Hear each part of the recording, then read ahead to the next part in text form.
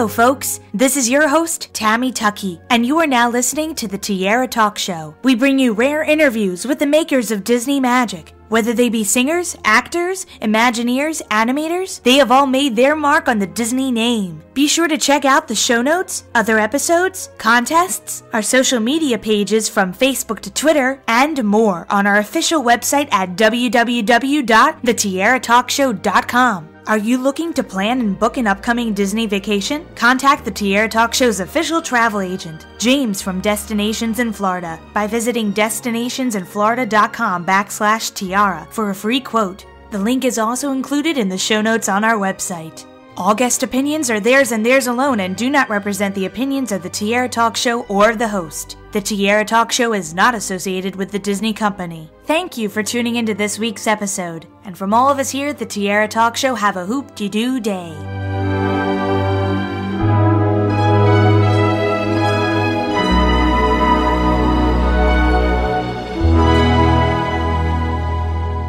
I'm excited to welcome this week's Tiara Talk Show guest, actress Cindy Morgan, to the show. Welcome, Cindy. Hi, Tammy. It's about time. We've been trying to do this for a couple weeks now. I know. We've been off and on the grid. Our computers have been acting out. You would think it would have to do something with Tron. I'm sure it does. I have no doubt, as a matter of fact. But at least we had time on our side and also computers now on our side. So I really wanted to start off with this interview talking about your beginnings, dabbling in television and also film before getting into some big blockbusters that really weren't supposed to be blockbusters. We didn't really know what they were going to be at the time when they came out. So I started out in broadcasting. Actually, I went to Northern Illinois. I was accepted to the Illinois Institute of Technology because I wanted to be an engineer. Because my dad had a year and a half of high school and was the plant manager, and that's as far as he could go. So I wanted to go to school there. I even got a grant, and I went in from an all-girls Catholic high school, and it was 4 girls and like 3,000 guys, and I had a stammer. Well, clearly I'm over that, but I chickened out, and I went to Northern Illinois University and majored in communications. I was a terrible speaker, but I was a good writer, and it was the first time in my life one of the teachers, even though I was a straight A student, nobody really said much to me because I know nobody's going to believe this, but I don't care. I was so shy, I never really hung out. So one of the teachers came over and said, you're really good at this. You should try majoring in communications. And from then on, it was like I was shot out of a cannon. I walked in with a stammer. I came out in broadcasting. The thing I love the best is when the internet became popular, I'm like, awesome. Now you're in my backyard.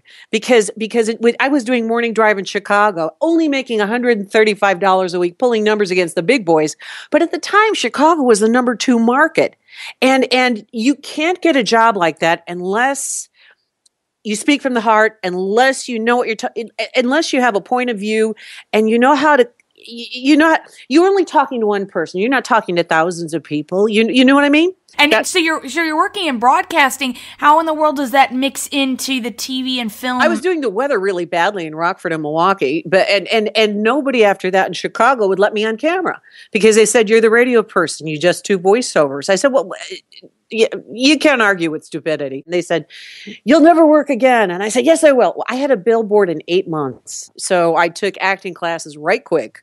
I got a wonderful comedy improvisation teacher who yelled at me. I got sick before every class, but he taught me how to do the one person nobody in my life was ever able to teach me how to do. Listen. Well, as you're the radio person, you do all the talking. And so, but in Caddyshack, I would have gotten mowed over if I didn't understand that I was a straight man to these guys. I had to listen to my reactions to what they were doing, which was completely off the wall, not in the script. If I just reacted to what they were doing, that was my best work. Just reacting to what they did. And because you never knew what they were going to do. It was, you heard about the stories about the improvisation and. Oh yeah, my goodness. You have Chevy Chase, you have Bill Murray, and then also you have Harold Ramis directing. My goodness, that is a group of people who really know how to improv and work off of each other. They're SNL. They're absolutely brilliant. And Harold actually was lazy, to tell you the truth. Harold would come up and whisper a little suggestion in my ear, and he would say, okay, I want you to go over next to Chevy. Why? It's hot. We're fighting. Why?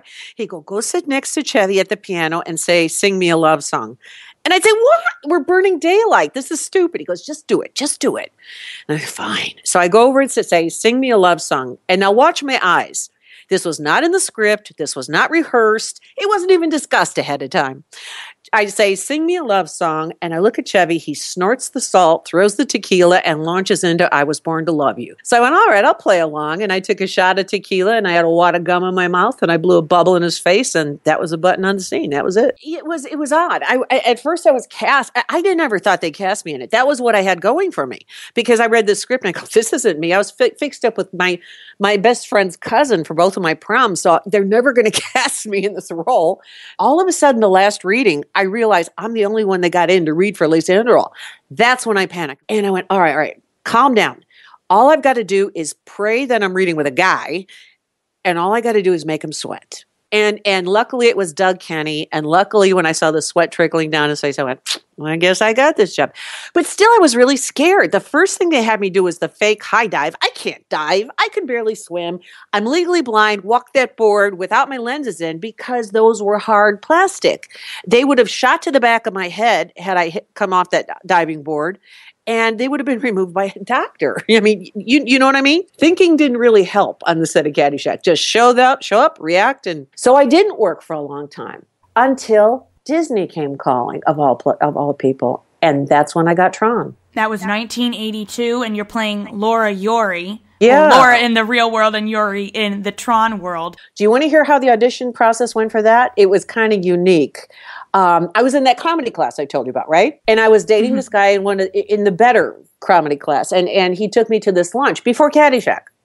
And he was in a cartoon. And he's talking about his cartoon. I remember it was the Chronicle in Venice, California. I didn't even know if it's still there.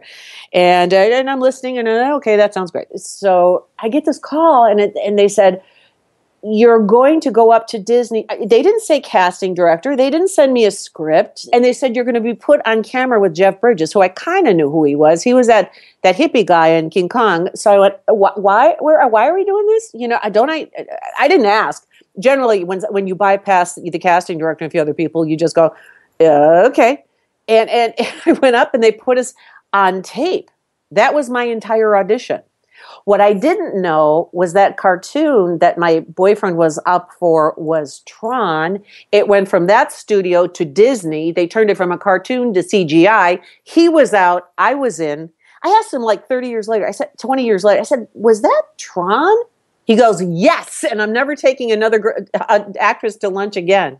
It was Tron. And the director was just watching. It was down to me and Debbie Harry. I had no idea. Honest to God. I was just at the right place in the right time, and I got cast. Were you doing most of the stunts for this film too? Or? Oh yeah. But the stunts weren't as difficult as they looked because we were on it was, you've been on sound stages. They're giant black warehouses. There's nothing there. They're huge. And this one was painted black because they shot it in black and white.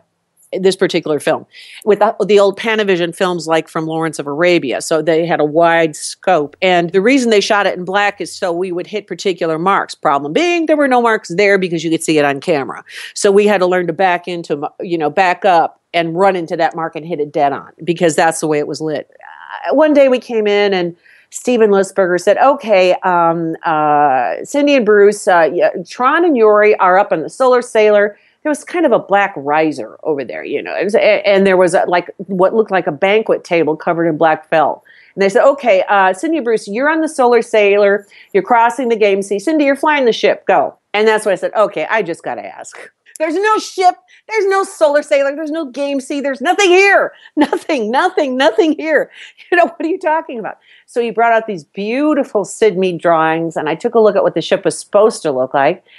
And there was this black banquet table in front of me, and I'm flying this thing. And I said, dude, I didn't say dude in 1980. I said, there's nothing here. What do you want me to do?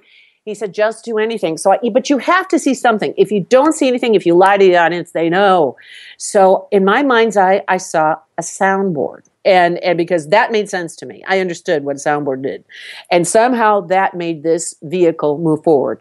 The only time we had a problem is when Jeff gets on and we're looking in 3 different directions. And I said, and this is an old TV gag, an old broadcasting gag. I said, there's a roll of tape on the guy's belt. Can you just put it on a rope and drag it? Because we'll all look at it.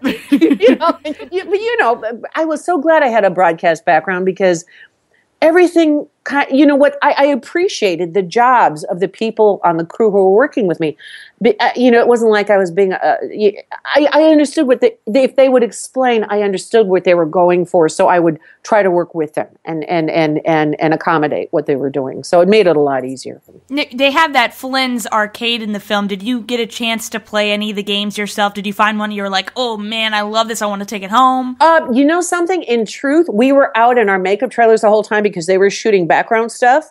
And they only brought us in to actually do the scenes. It's really fun. By the way, that building, that very corner building exists in Culver City, California. So it's really there. But to do the scenes walking in and out, they kept us out in the trailer just so we'd be fresh as a little daisy and not sweating and not distracted. The times we did get distracted and play our arcade games, though, was on the set at Disney. Because they had, and then thank God they did have a whole bank of video games there because the set was all black. We were in there all day long in those Tron costumes. I mean, your brain just goes to sleep if you're sitting in the dark for 12 hours a day. And you just, Jeff was always playing a video game. I was either on a video game or playing music, and Bruce was lassoing chairs for some reason. So we were all doing something different. But you have to keep your energy level high. So we did play a lot of video games on the set. Space Invaders was the most popular on the set. Did you beat the guys? Were they upset that you kind of kicked their butts at some of the games? We weren't all playing the same games at the same time, but I can tell you I'm much better shot with the Frisbee than the guys, and they never gave Yori a weapon. They should have, right? Did you ever get a call about Tron Legacy and to join that project? Never. You know what I heard? This was pretty funny. When it came out, I started, when the internet started, I was like, oh, this is my backyard. I know what to do with this. I may not know the words, but I know the language. It's just like broadcasting. So I had websites up in every platform, and you could see me from space. And the word that got back to me was, we can't find her. And my answer back was, you can see me from space. But Yori Lives has its own page and its own life and its own personality because it's so cool. Yori is a conglomerate of a lot of folks who contribute artwork and contribute ideas and thoughts and storylines. And thank you, Tumblr. Tumblr is really edgy. It's a whole different demographic. They've got their own beautiful artwork, their own beautiful designs, their own beautiful stories. There's Yori Lives. There's Cindy Morgan and Tron Legacy. Yori Lives. That's a whole nother site. So Yori isn't one person. Yori is a lot of people who put their hearts and their souls into their artwork. Infinite Viking on Tumblr. Awesome work. I mean, these people just dive in. Always Yori's another person. I mean, you can look on Tumblr and look me up there. These people design wonderful stories, wonderful art. And I'm just sitting back going, thank you. And in the show notes below, audience members, you can check out Cindy's links to her Tumblr and Instagram pages because I will put them below so you can visit them and follow her. I'm Cindy Morgan, but that looks good in print. I'm Cindy Morgan Info because that's good in an audio interview. And I'm CindyMorgan.com. You hit any of those and you'll get me. And I retired 2 years ago. That was the best move I ever made. You want to know why? I got 6 offers in 2 months. It appears that I'm coming out of retirement, and I'm finishing the coffee table book on Caddyshack. I got to stop with that. And that's going to be exciting to read. I have, with Bill Carruth, who I just talked to an hour ago. Bill Carruth was the editor of Caddyshack and, of course, took photos and all this. We've got the rights secured to 1,700 behind-the-scenes images. We're going to put about 250 to 300 in a coffee table book and call it From Catholic School to Caddyshack. I was there. And what it was like for somebody, just a person who got dropped right in the middle of this with these guys, 4 of the funniest men on the planet, and had to go to work. So, yeah. So we'll tell listeners to look at your page, keep checking back, and we'll find out more information about the book. And so you say you're retired now. I retired because a few things happened from this angle, and I just went, this is all wrong. This is all wrong, and it's making me look bad, so I fell on my sword. I said, that's it. I'm done. I'm retiring. So there's no way that you would say yes to Tron 3 if they came up to you and said, would you like to be a part of this? Because it's officially been announced in April. I would love to be asked. After listening to what people have told me, how much it meant to them for 7 years, men, women, saying I got into computers because of this. They looked at Yori the same way other guys looked at Lacey, and the women who said, I got into computers because of this. I would put my heart and soul into it. I would love to do it. Well, let me end with some fun Disney questions I always ask my guests. We'll start with the Donald one. So, as a kid, what Disney film was one of those that you absolutely loved when you first saw it? Oh, Cinderella. And our goofy question, what Disney character do you think would be your best friend if you met them in person? Disney character would be my best friend. I kind of like Mickey because Mickey's got the greatest attitude. He's an easygoing guy. He's got a great attitude. He knows how to make things work. Everybody walks away happy. I like Mickey. And our Mickey question, speaking of Mickey, if I asked you to name any Disney song at this very moment, what immediately comes to mind? Oh, something that dreams are made of. What is that song? A Dream is a Wish Your Heart Makes? Or Yes! That's the song because you know what? It's true.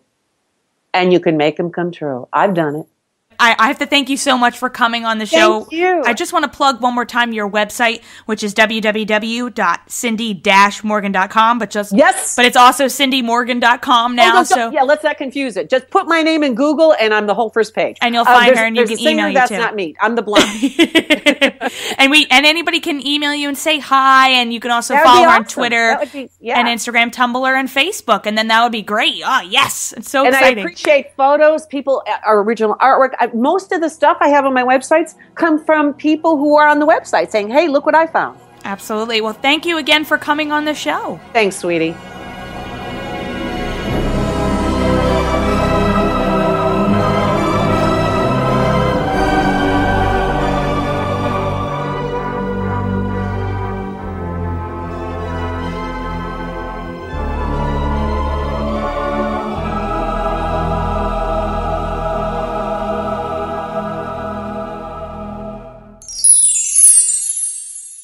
I don't know what you ever saw in that guy anyway. I loved him for his brain.